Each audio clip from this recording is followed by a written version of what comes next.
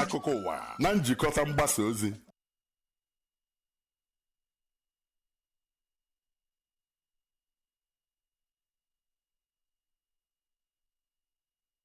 Jemono kedu ka ị mere n'akụkọ ụwa na mgbede taa bụ Satọde ma bụla abalị nke 22 n'ime ọnwa Ọgọst bụ ọnwa nke asatọ n'afọ 2026.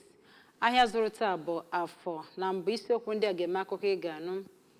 Onye isi ọfụ nke ABS alaka nke Ọnịcha bụ Eze agwago ndị ọrụ ka ha tinye itozu etozu n'ọrụ. Akpọkọla ndị uwe ojii na Anambra steeti akpọkọla ndị bi na steeti a ka ha na-ewetara ndị uwe ojii ozi kwesịrị ekwesị n'oge iji wee mebi n'aka ọrụ ndị ekperima. INEC ga-achịkọba nnwale nke abụghị nke ezigbo ya kpọrọ mock accreditation n'ọnwa Nọvemba. Na mba ofesi, Canada ga-anabata ndị mba ofesi dị 230,000 n'ime afọ abụ 2026. Mata na gburugburu bụ nke anyị niile ka ichekwaba ya ma dobe ya ọcha. Ezigbo gburugburu ahụike na-akwalite ezi ọnọdụ obibi ndụ ahụike. Ọ bụrụ na ilekọta gburugburu gị nke ọma, ọ ga-elekọtakwa gị onwe gị. Ọka akụkọ bụ Ifeọma Akife gere akụkọ anyị n'uju. Onye isi ndị ụlọ mgbasa ozi Anambra Broadcasting Service ABS alaka nke Ọnịcha bụ Odoziakụ Ifieze akpọkuola ndị ọrụ n'ebe ahụ ka a gosipụta ezi akparamagwa n'ọrụ ha na-abịa ọrụ n'oge ma dị uchu n'etu ha si alụ ọrụ.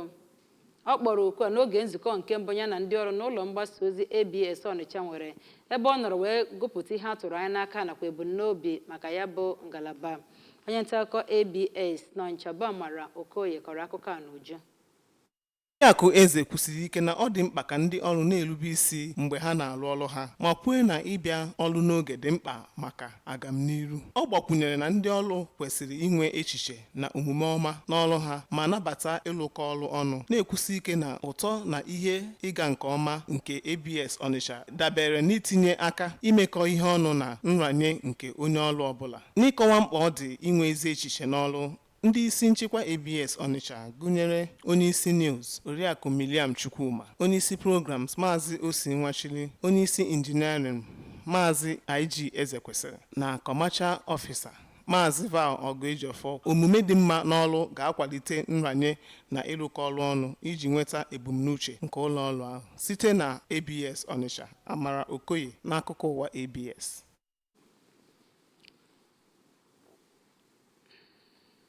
Ndị uwe ojii na Anambra steeti anwụchikọgo mmadụ ise a na-enyo na ha bụ ndị otu ndị ekperima na-akpa ike ma nwetaghachi ọgwụ ike dịgasị iche iche n'aka bụ nke a na-atụ ya na o gburu ego dị 1,000,000 na 100,000 naira na ụma 50 nakwa akwụkwọ ego $100 nke ndị mba United States dịka gasị na ọ bụ nke adịgboroja ya.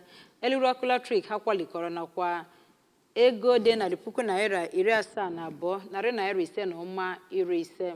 Ya bụ ndị a na-enyo bụ ndị anwụchikọrọ mgbe ndị ọrụ Rapid Response Squad nke Ọkụzọ wakporo n'otu ebe ndị ekperime na-ezo were akpa ike na Nọọfịa kansụl ime obodo Njikọ Ọka n'oge ọ fọrọ ihe dịka nkeji 12 ka ọ kụọ elekere mbụ nke ehihie. Ndị ahụ anwụchikọrọ a na-enyo na ha bụ ndị ekperime gụnyere Ọmọgo Obinna gbara afọ 29, Okechukwu Nwagba gbara afọ 28, Echeza na Okonkwo gbara afọ 29, Awa Umar gbara afọ 23 nakwa ọ ga-adị mma Boniface gbara afọ 33. Ndị uwe ojii sitere na ọgwụ ike ndị ahụ anwụchikọrọ n'aka ha gụnyere nke a na-enyo na ọ bụ Cannabis Sativa, Canadian Loud, Black Mamba, Colorado nakwa Loud yana eriri ọkụ latrik ha bebikọchara ebe amaghị ego nakwa ihe a na-enyo na ọ bụ ego mbufesi nke adịgboroja ya. Dịka ndị uwe ojii si wee kọwaa, nyocha emere na-egosi na ndị ahụ anya na-enyo nwere ike ha bụrụ ndị otu ndị njikọ aka ekperime ndị ọzọ buru ibu na mpaghara ahụ. Ndị uwe ojii si na ndị ahụ a na-enyo ekwugo okwu bara uru ma bụrụkwana ndị eboro ebubo na ha kepụtasịrị ozi gbasara ndị ogbo ha ndị ọzọ nọgasị n'ebe dị iche iche.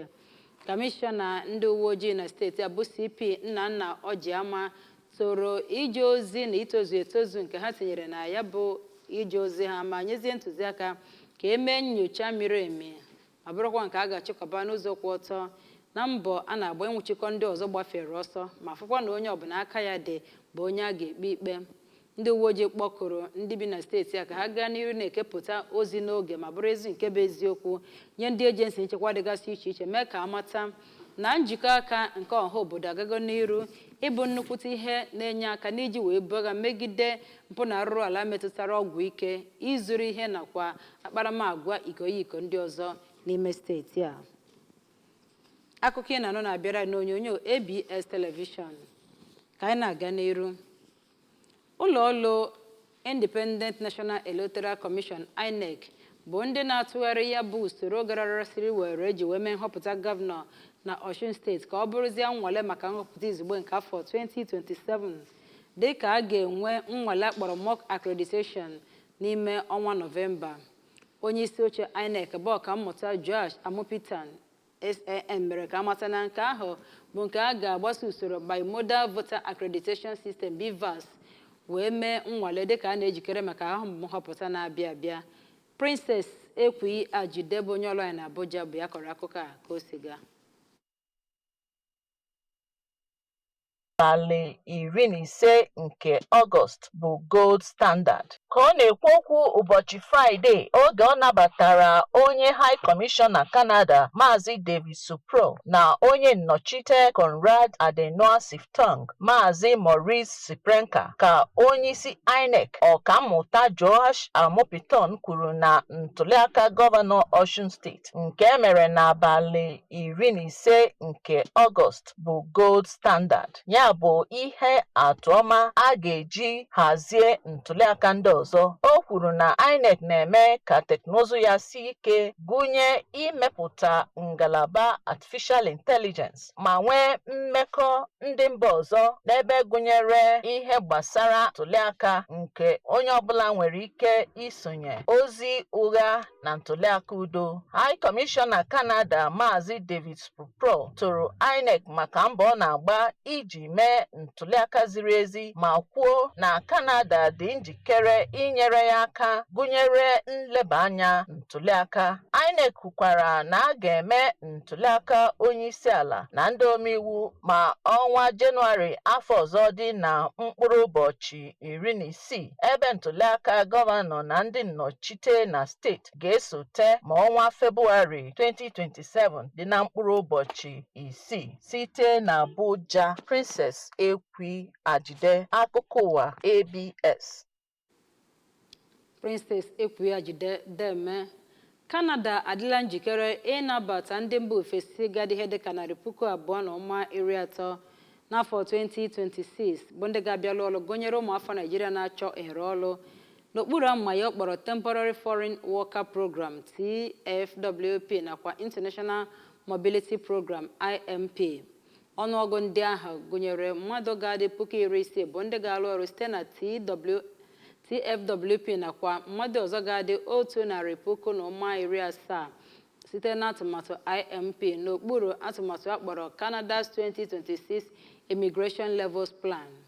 Ya bụ aha ebipụtara site n'aka Employment and Social Development Canada ESDC n'abalị 18 nke ọnwa Ọgọst nye ohere maka ndị ga-ewe ndị mmadụ n'ọlụ bụ ndị ga-ewe ihe dịka mmadụ dị 10 n'ọlụ n'otu ebe a ga-alụ ọlụ ka ha jiri ọnụọgụ ndị ọlụ ahụ n'otu ebe ọbụla wee gụkọọ otu ihe gbasara ndị ọlụ garụrụ ha ọlụ ga-adị. N'okpuru ya bụ atụmatụ ngụkọ ahazigharịrị, ndị chọrọ iwe ndị mmadụ n'ọlụ nwere ike iwe ndị mba ofesi nọ n'ogogo nke nta n'ebe ha ga na-arụrụ ha ọlụ, ebe ihe dịka ndị ọlụ abụọ nwere ike nọ n'otu ebe ma bụrụ nke ga-agụnye na ngalaba nlekọta ahụike, ọlụ nakwa imepụta erimeri. Ya bụ amụma bụ nke ga-akpọrọ employer driven bụ nke na-egosi na ndị ọlụ mba ofesi agaghị enwenwe ike iji aka wee tinye akwụkwọ kpọmkwem na ha chọrọ ịrụ n'okpuru atụmatụ TFWP Work Permit na-enweghị onye mba Canada ga-ebugodo ụzọ wee zọpụ ọkpa na ya chọrọ iwe ha n'ọlụ. Ndị ahụ ga-ewe ndị mmadụ n'ọlụ bụ ndị mba Canada bụ ndị a chọrọ na ha ga-enwetagodo ezigbote ọsịsa ma ọ bụkwa mmetụta maka ya bụ ndị ha chọrọ iwe n'ọlụ tupu ya bụ onye mba ofesi chọrọ itinye akwụkwọ ọlụ wee gaa n'iru itinye akwụkwọ. Ụmụafọ Naịjirịa nwere mmasị na ya bụ maka atụrụ anya na a ga-ebubugodo ụzọ wee chọta onye mba Canada ga-ewe ha n'ọlụ bụ ezigbote mmadụ chọrọ iwe ha n'ọlụ tupu ha wee nweta ya bụ ikike. Ya bụ onye ọlụ nweziri ike itinye akwụkwọ maka inweta akwụkwọ ikike ịlụ ọrụ na Canada ma ọ gbakwa mbọ fụ na o mezuru ihe niile a chọrọ nke gụnyere ihe gbasara ọnọdụ ahụike, nchekwa nakwa ihe ndị ọzọ achọrọ maka ịnabata onye dị otu ahụ. Victor Osimhen agago n'ogogo nke atọ na Galatasaray na ndị kachasị wee nye goolu site na ndị bụ ndị mba ofesi na-agba bọọlụ. Osimhen mere oke ihe a n'oge ọ gbanyechara nnọọ bọọlụ n'akụkụ ndị Okan Buruk na ya bụ bọọlụ ha gbara wee nye ọkpụ goolu 4-8 ha ji wee mere ndị Ezurum FK n'anyasị ụbọchị Fraịde. Ya bụ nwa amadi gbara afọ 27 bụ onye gafeziri onye bụbu onye na-agbara ndị Zek bọọlụ Milan Baros bụ onye nyere goolu 61 n'aha ndị otu klọb ya. Ya bụ nwa afọ Naijiria na-agba bọọlụ n'ogogo mba ofesi bụ onye nyegoro goolu 62 nyekwa aka wee nye 16 n'ime asọmpi 76 o sonyere n'aha ndị Turkish Super League Champions ahụ. Osimhen bụ onye nọ n'azụ naanị Muro Icardi nyegoro goolu 77 nakwa Goge Hagi nyegoro goolu 72 na ya bụ ọnụọgụ. Ya bụ onye bụbu ọnọnihu egwuregwu ndị Lille bụkwa na onye mebere nke ọma n'ụzọ dara ụda ọzọkwa dịka ọ bụ onye egwuregwu Galatasaray nke mbụ na mbụ kamgbe Mario Jardel nọrọ n'afọ 2000 mụpụtara 2001 wee nye goolu 4 maọbụ karịa n'ime asọmpi abụọ nke Super League season.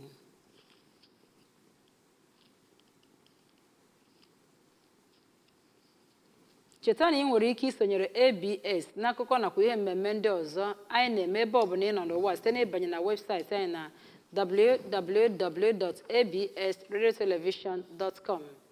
Banye na YouTube channel anyị na ABS Radio Television. Banye na social media handles anyị na ABS Radio Television na Facebook nakwa ABS Radio TV na Instagram na X. Gị nwekwazie isiokwu mere akụkọ anyị kọrọ gị. Onye isi ụlọọrụ ABS nke Ọnịcha bụ Eze agwago ndị ọrụ ka ha tinye itozu etozu na ịdị uchu n'ọrụ. Ndị uwe ojii na Anambra steeti akpọkuola ndị bi na steeti a ka ha na-ewetara ndị ọrụ nchekwa ozi kwesịrị ekwesị n'oge iji wee memi n'aka ọrụ mpụ na arụrụ a nakwa aka ọrụ ndị omekome. INEC ga-achịkọba nnwale nke abụghị nke ezigbo ya kpọrọ mock accreditation n'ọnwa Nọvemba dịka a na-ejikere maka nhọpụta nke afọ 2027. Canada ga-anabata ndị mba ofesi gadị 230,000 bụ ndị ga-abata n'obodo ahụ wee rụọ ọrụ n'ime afọ 2026. Mata na gburugburu bụ nke anyị niile ka echekwaba ya ma menye ka ọ na-adị ọcha. Ezigbo gburugburu ahụike na-akwalite ezi ọnọdụ ahụike. Lekọta gburugburu gị nke ọma, ọ ga-elekọtakwa gị onwe gị. N'ebe a ka akụkọ ụwa kọrọ n'uhuruchi a n'aha ndị chekwabara akụkọ ụwa nakwa ndị mere ka o ruo gị ntị.